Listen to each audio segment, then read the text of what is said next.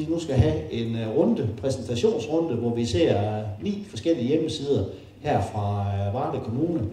Og det er sådan en rundrejse i Varde på det online plan. Og den første på podiet, det er Jan Rasmussen fra SIG. Skulle vi ikke give Jan en hånd?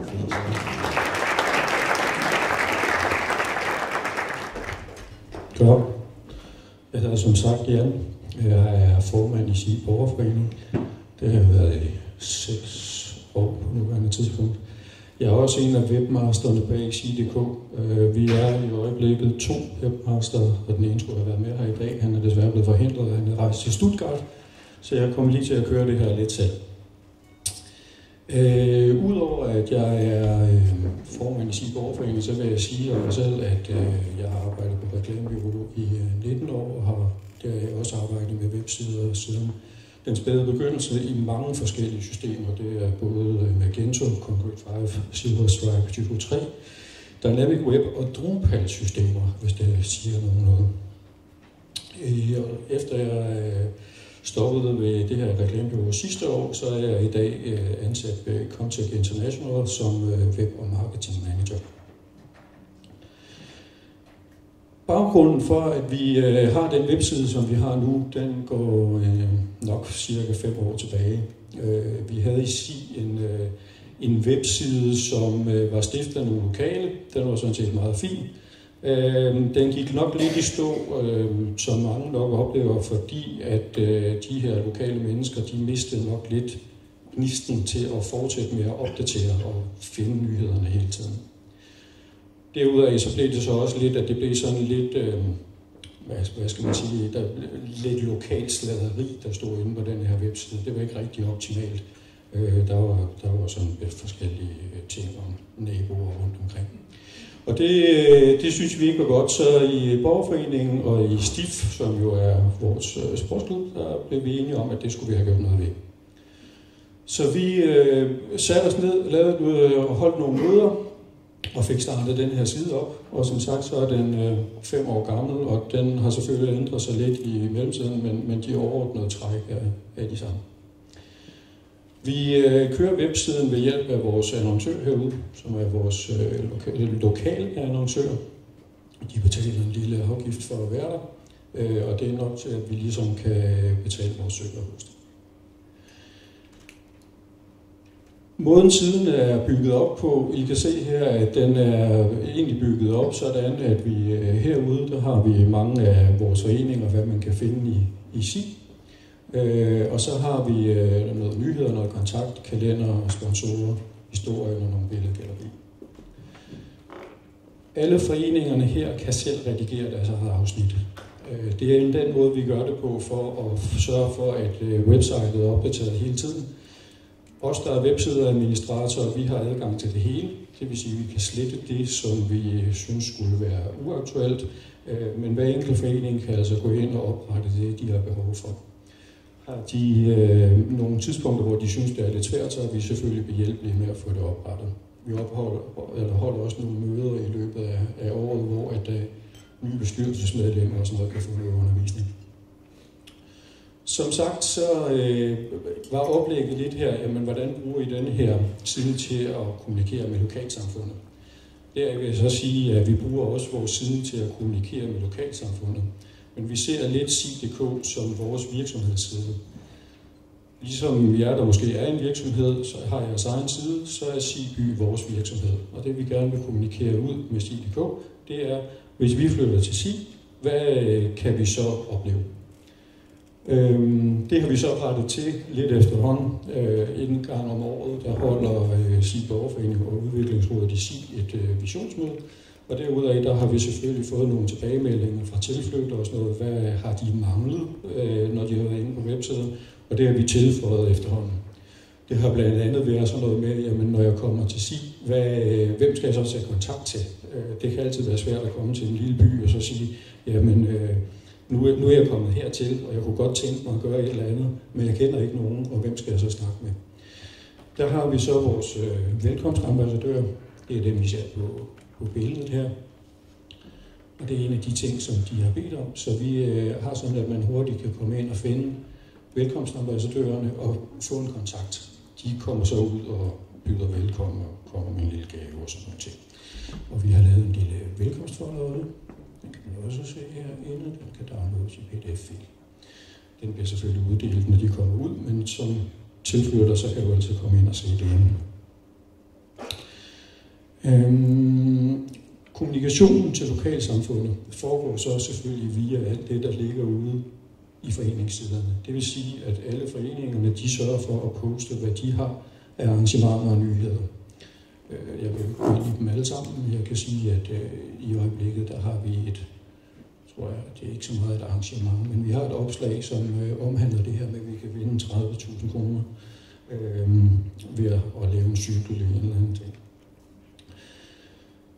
Alt det her, det har vi i et samspil med vores Facebook-side, fordi det er også sådan, at man kan se det, at websider i dag, de er jo på en eller anden måde sådan lidt statiske, og Facebook er et lidt hurtigere nyhedsmedie. Så vi har udover vores side.dk, så har vi altså også en Facebook-side, hvor vi kommunikerer det her ud, og derved kan få noget hurtigere feedback på de ting, vi har.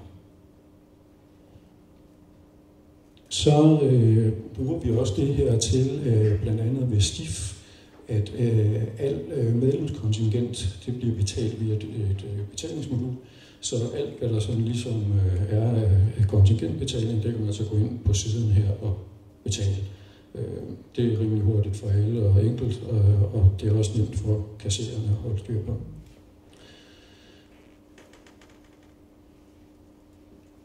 Så har vi her i nyheder, det er sådan lidt en nyere ting, kan man sige.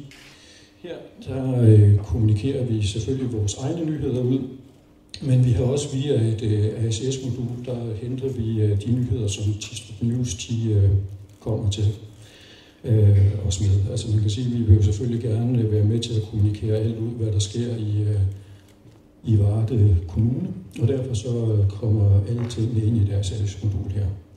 De ligger således, at de bliver oprettet som selvstændige artikler, og man kan så ved at klikke sig ind på den her.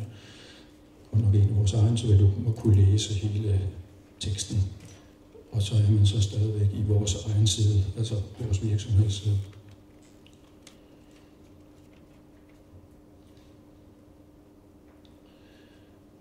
Hvis vi skal snakke lidt om, hvad vores udfordring i den daglige drift har været, så er det selvfølgelig, at når man vælger at lave en side, hvor at man har en række underadministratorer, som er foreningerne selv, og så ligesom holde dem opdateret i, hvordan gør vi det her. Det har vi løst på den måde, at os der er administratorer, nu siger jeg, at vi er 2, men vi har sådan set været 4. Vi har 2 til 4 gange om året holdt nogle infoaftener og nogle undervisningsaftener, hvor vi har gennemgået siden for alle, der har været oppe og kigge på det. Og så har de ligesom kunne få en undervisning i, hvordan de har skulle integrere på deres egen side. Det sidste års tid, der har vi haft lidt udfordringer omkring det, fordi vi arbejdsmæssigt har haft lidt travlt, men det har vi så løst med, at vi i SI har en netcafé. Det er en café, som hjælper alle, der har interesse i det. Den foregår på Vigilgaard, men der kan man komme op og få undervisning i at bruge sin iPad og gå på netbank og alle sådan nogle ting. Netcaféen, de har så sagt, jamen vi vil gerne tilbyde, at dem, der har behov for det, I kan komme også op til os. Det er altså en gang om ugen. Der kan man så få den hjælp, som vi har givet før. Eller også så kan man sende information til dem, og så sørger de for at hjælpe med det. Jeg skal til at slutte. Jeg vil bare sige, at sådan rent umiddelbart, så som siden er her, så vil vi fastholde den tilstedeværelse, vi har. Vi synes, vi har rimelig godt styr på, hvordan vi opdaterer nyhederne, men vi er selvfølgelig også åbne for at høre nye muligheder. Tak.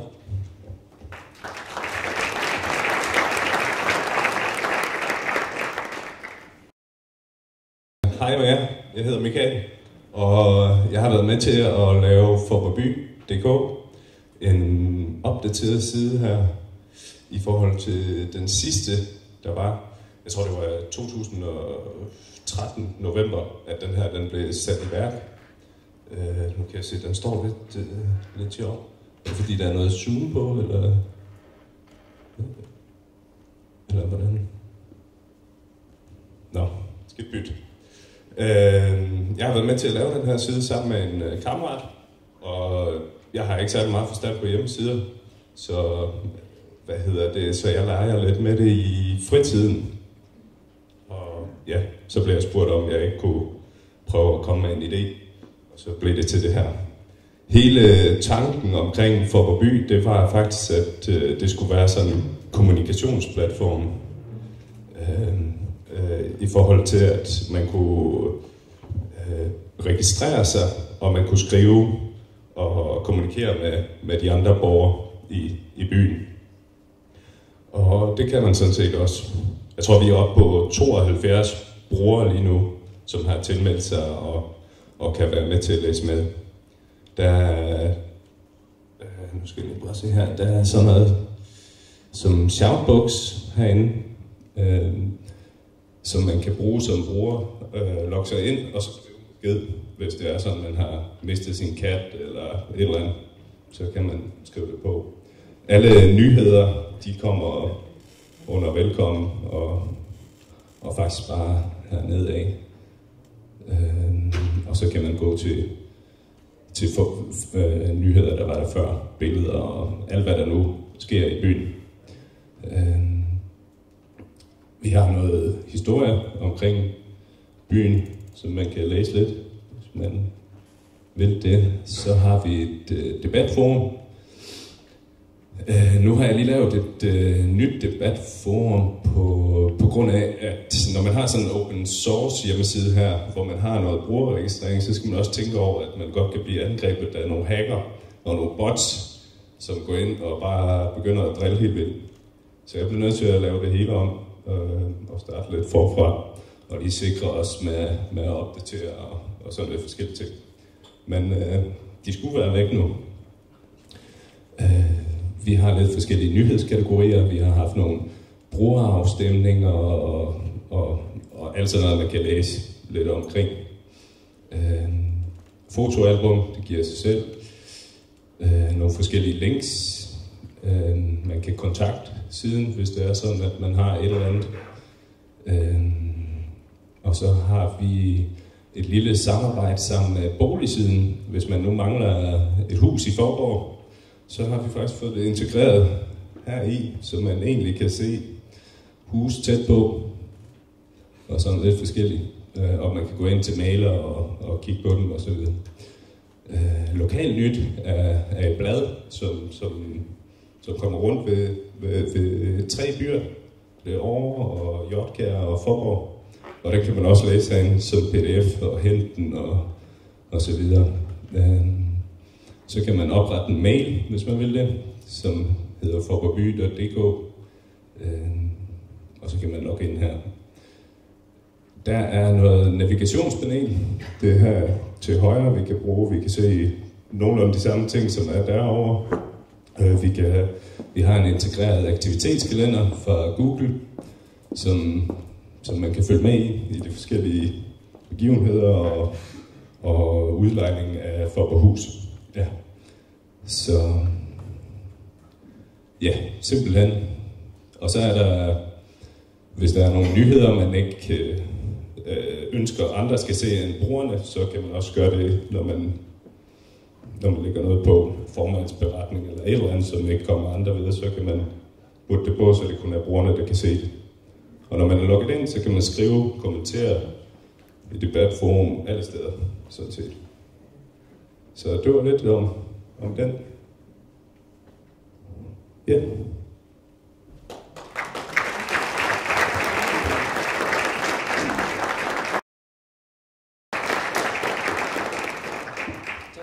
Hallo? Nej, det virker bare. Jamen, vores side, den ligner lidt Faaborg-Bys i forhold til SIS. Og i Horne har vi egentlig... vi synes, vi er meget moderne, og vores gamle hjemmeside, den var bare kun moderne for 10 år siden. Og den har været lige så moderne de sidste 10 år, og har været det samme. Så den her side, den er helt ny, og er lige blevet lanceret midt i januar. Og det var fordi, vi havde en masse problemer, som det var værd at være Vi havde simpelthen kun én webmaster, så hele Horneby, der skulle have noget på hjemmesiden, de skulle skrive til den her ene webmaster. Og det skulle vi lave om.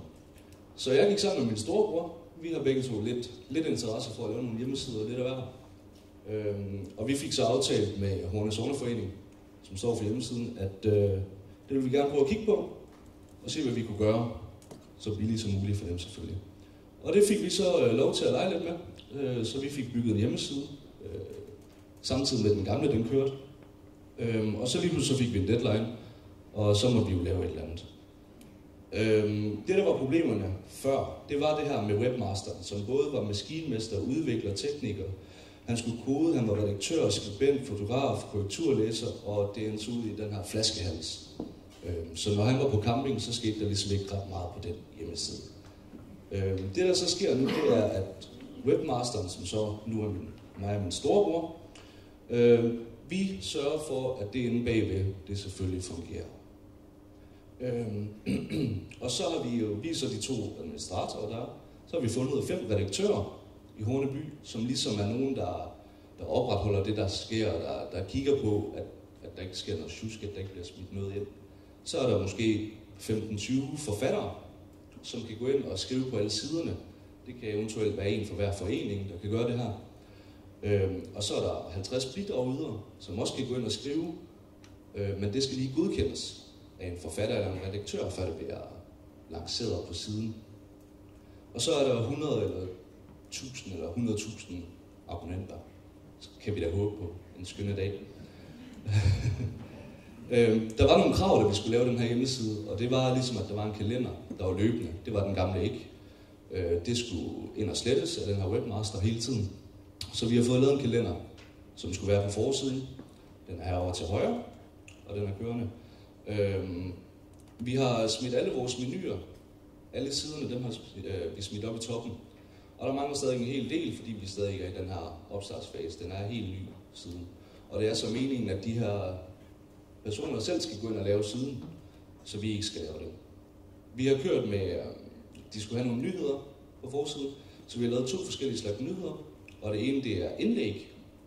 Vi bruger WordPress, så vi bruger de samme ting, som der generelt er WordPress, for man behøver ikke lave 2 ting i gang. Alle mennesker behøver ikke lave det samme. Det er lavet. Så de her indlæg, det er ligesom nogle nyheder, som mennesker fra Horne eller uden for Horne, som har oprettet en profil, de kan gå ind og lave. Så har vi nyheder hernede fra Thisted News, et RSS-feed, og vi kan gå ind og give de her. Der har været noget forskelligt med, hvordan skulle vi gøre de her nyheder? Skulle vi give dem ligesom hashtag? Skulle vi give dem kategorier? Eller skulle vi, hvad skulle vi gøre? Så det arbejder vi stadig ikke på, fordi det stadig ikke er helt nyt. Og det er jo egentlig, vi har den her kalender, den er stadig lidt et problem, og det hele det kører stadig i den her opstartsfase. Men vi regner med, at det snart kommer til at ske, og alle kan gå ind og oprette sig, og vi har så de her redaktører, som Sogneforeningen så sørger for, at de finder ud af, hvordan de gør. Og fordi vi har brugt WordPress, så er det jo så billigt som muligt, og det vil de også gerne have. Så vi står bare, mig og min bror, og holder den kørende og satser på, at de her nye mennesker i Horne, de kan selv komme ind og tage sig sammen til at få lavet noget. Jeg tror lige, det var det, jeg havde.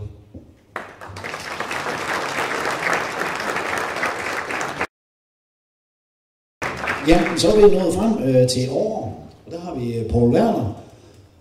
Så jeg vil lade mig endelig få en hånd. God aften alle sammen. Det er fantastisk at få lejlighed til at komme og fortælle noget, man ikke har en pind forstand på. Men det er så heller ikke første gang, jeg forsøger det. Jeg vil gerne indledningsvis sige, at vores hjemmeside er faktisk en hjemmeside, vi har indtil dato været rigtig, rigtig stolte af. Og den blev grundlagt i 2008, hvor vi sammen med den lokale boldklub gik i gang med at se på nogle muligheder for at få oprettet sådan en hjemmeside. Det var forud for det et par frivillige mennesker, som har arbejdet puslet med den her tanke, og lagde sådan 10 grundstenene for, at det her det kunne på et tidspunkt realiseres. Vi har haft en fast webredaktør på den her hjemmeside, faktisk fra det tidspunkt og så frem til nu. Men på et tidspunkt kort før jul meddelte han, at han simpelthen ikke længere havde tid og kræfter til at kunne fortsætte. så holdt vi jo selvfølgelig en lille rådslagning mellem de to foreninger, for at finde ud af, hvordan pokker skulle vi så komme videre med det her. Og vi gik så i gang med at se os op i vores lokale samfund for at finde nogle mennesker, som vi troede godt kunne måske have lyst til at bære den her arv videre. Og gudskelov for det har vi faktisk været så heldige at få 2 unge mennesker på banen, som nu også deltager her i aften. Og jeg ved, at deres ører de er voldt voldsomt ud, fordi de har fået besked på, at de skal lytte. Det er sådan, at vores hjemmeside er faktisk en hjemmeside, som også indeholder mange af de ting, som også de øvrige har fortalt om. Jeg vil ikke gå i detaljer, I kan næsten ud fra det her se, hvad det er, der ligger i det.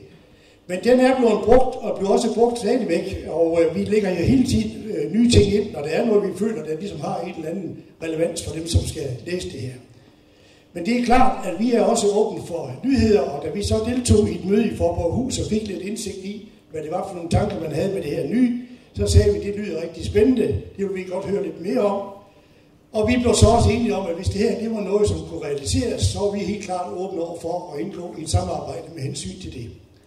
Så ganske kort sagt, så er vi i hvert fald meget åbne over for at komme videre med det her, og jeg ved, at vores 2 nye webmaster lige i hvert fald også er klar til at se på nogle nye udfordringer. Så det er sådan ganske kort sagt om noget, man ikke har en skidt forstand på, men jeg håber alligevel, at det giver lidt mulighed for at kan komme videre med nogle nye ting. Tak for ordet.